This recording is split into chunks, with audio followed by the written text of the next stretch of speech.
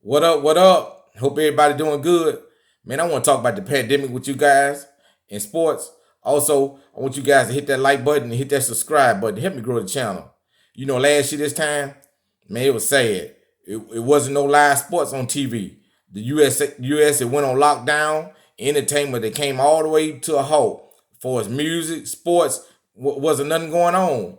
And it pretty much reruns on TV, man.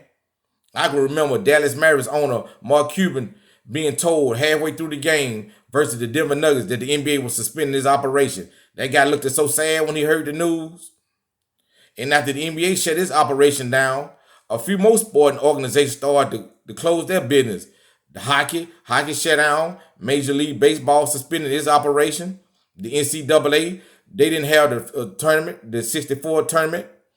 Man, I'm a Mississippi State Bulldog fan, and Mississippi State was a decent team last year, and I thought we was gonna make the tournament. But after the NCAA shut the tournament down, we didn't get a chance to, and that hurt, man. I want to see how far we could go.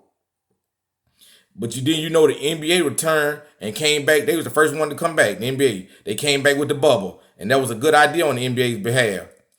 The NBA had the playoffs, then they also had a championship game, and I want to say, for not to be no fans in the stands, the basketball games last year were entertaining.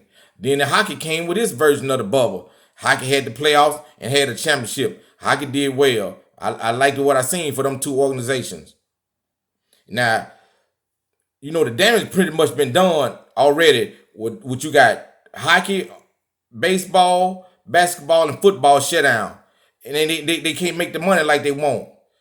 If you want to know how much all four of them sports organizations plus the NCAA estimated have lost, they estimate they had lost $14.1 billion during the beginning from the pandemic until now. That's a lot of money these guys done lost, man. And I used to think sports teams had enough money to last forever. But I see now they can close down just like any other business. They really need fans in the stand. They need their TV money. And without that, they don't have a business. Right now, the value of sports teams are down, especially a lot of teams in hockey. They might have been say 300 or 400 million before the pandemic. Now you might get them for 200, 250. And that's cheap, man. But that's all because they not generating the same money they were generating at once upon a time. But hope starting to return. Like last night, we had the All-Star game. Like I said before, the NBA been on their job, man. The NBA was thinking about canceling the All-Star game, but the NBA doctors made it work. And then I've seen this morning, the NBA had no positive tests after the bubble. That's big on the NBA. I like to give the NBA a shout out on that, man. They own their job. March Madness, the basketball tournament, the Field of 64, is gonna happen on March 18th. I'm happy to see that, man. Mississippi State won't make it this year, but I'm glad to see they're gonna have a March Madness. Baseball gonna start on April the 1st. And the baseball gonna have a 162 game season this year. That's big. I like to see that by baseball. Then right after baseball, golf gonna start having some of its Masters tournament. Right after the start of baseball. I stayed close to Augusta, Georgia, and I wanted to go down there last year and check the Augusta National out. With the pandemic happening, you weren't able to go. They canceled the event. Owners are hoping that this vaccine shot would allow fans back in the stand. The vaccine shot is helping a lot of people, they say, and more people take it, more people will be able to allow to return to the arenas. So let's just hope, that the vaccine work and we can get that part back to normal.